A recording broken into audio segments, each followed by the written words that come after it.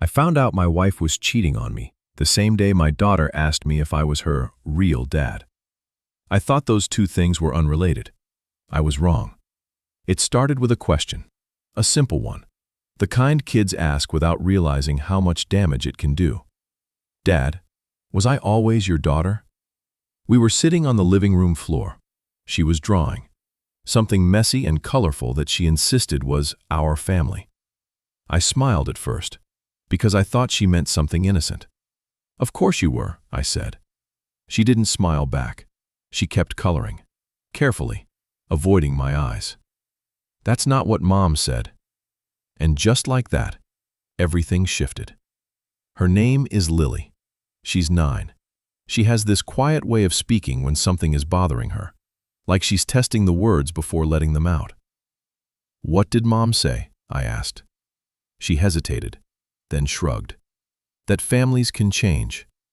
It didn't sound like much, but something about it didn't feel like something a child just comes up with. Why are you asking that? I said. She shook her head. Nothing. And just like that, she went back to drawing. Kids do that.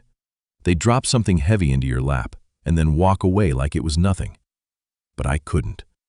That question stayed with me, not in a loud way, just quietly, like something waiting to be understood. That night, I asked my wife about it. Her name is Rachel. We had been married for 12 years. What did you tell Lily about families changing? She looked at me, too quickly. I don't remember, she said. That was the first lie. I didn't know it yet, but I felt it. Are you sure? I asked. She sighed. I probably just meant, like divorce or something. Kids ask weird questions. That made sense. It was a reasonable explanation, so I let it go. That was my second mistake. Because sometimes, the truth doesn't come to you all at once. It leaks, slowly, until you have no choice but to see it. A few days later, I noticed something small. Rachel started locking her phone. Not unusual. People do that, but she never used to. Then came the late-night messages, the ones she'd check quickly, then turn the screen away. The subtle changes, the kind you can ignore if you want to. I wanted to, because the alternative was something I wasn't ready for. But the human mind is strange. Once you notice one thing, you start noticing everything. The way she smiled at her phone, the way she stepped outside to take calls, the way she said, "I'm tired," more often, but somehow had the energy to stay up late texting.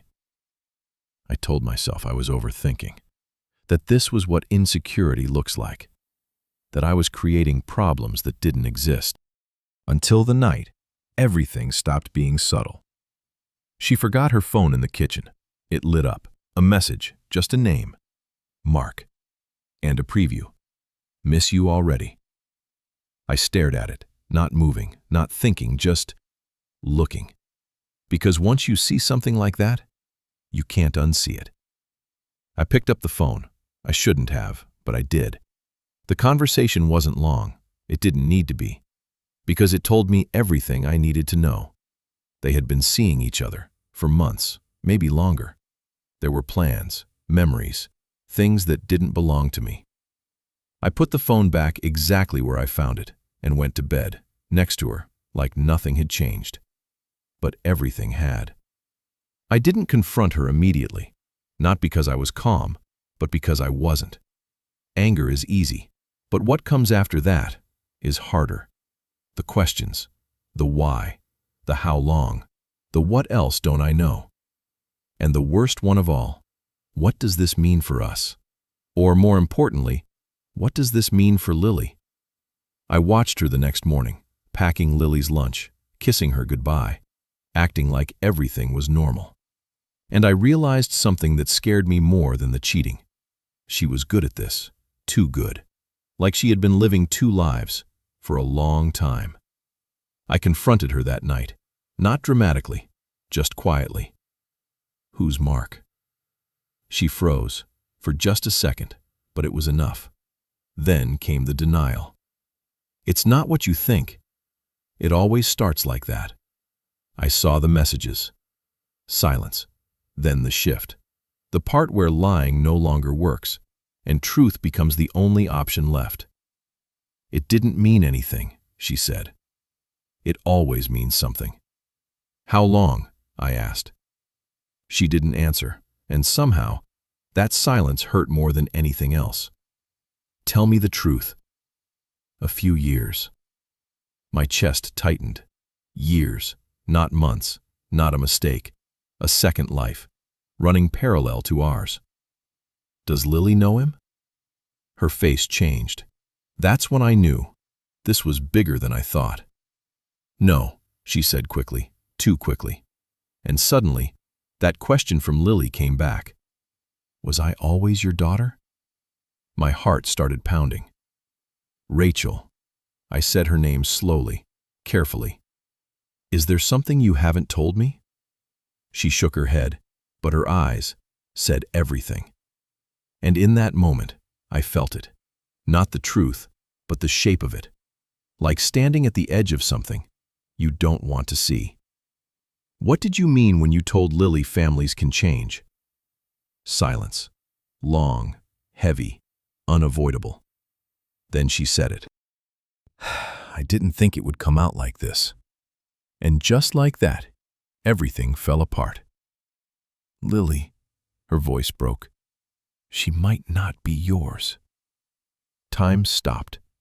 Not in a dramatic way, just quietly, like the world paused to let that sentence exist.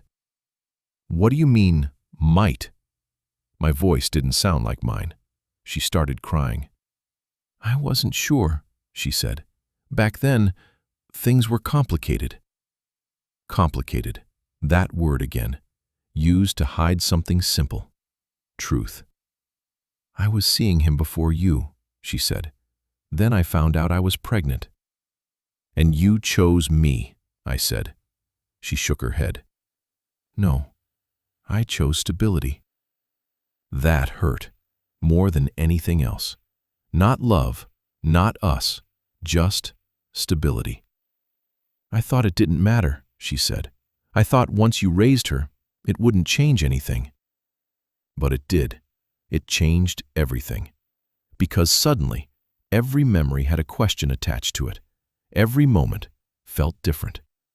I didn't say anything else that night, because there was nothing left to say.